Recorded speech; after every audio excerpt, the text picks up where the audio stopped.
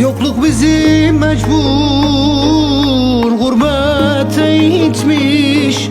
Sorma buralarda insanlık bitmiş. Adamlık, şahsiyet kaybolup gitmiş. Burada yaşamaya alışamadım. Yastığım taş olmuş, yorganım çamur. Gözlerimde yaşlar sanak yağmur. Feleğin elinden kalmışım mağdur. Sensiz yaşamaya alışamadım.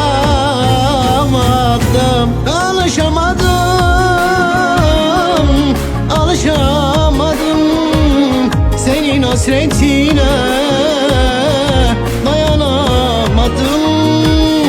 Hasretin zormuş, yokluğun yormuş. Bu hayat zormuş dayı, alışamadım.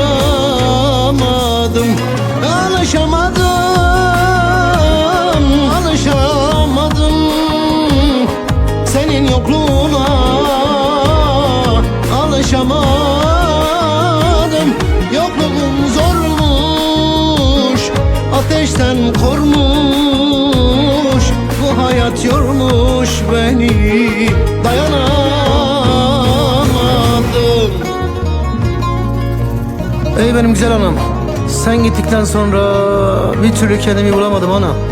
Gurbetlere düştüm, memleket dolaştım. Her günüm, her gecem senle doluydu ana.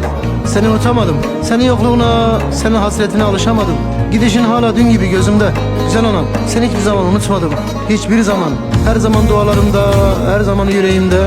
Hayatta bana öğrettiğin doğrular ne varsa, güzellik ne varsa hep onun peşinden gittim.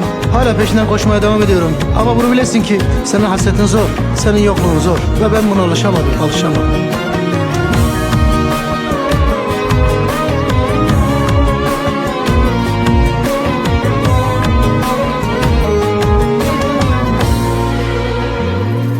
Bitmeyen bu hasret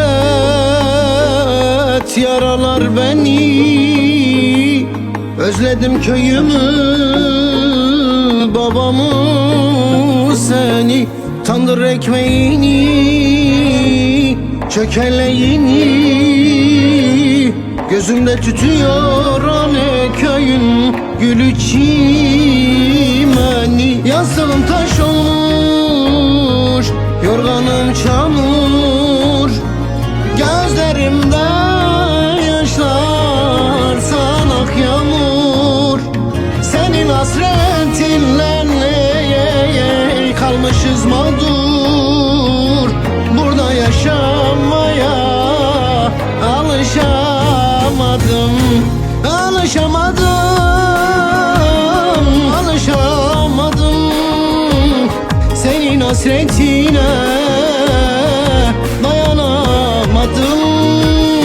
Hasretin zormuş, yokluğun yormuş.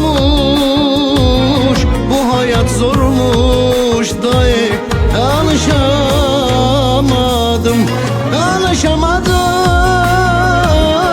Alışamadım senin yokluğuna, dayanamadım. Hasretin zormuş, yokluğun yormuş. Bu hayat zormuş dayı, alışamadım.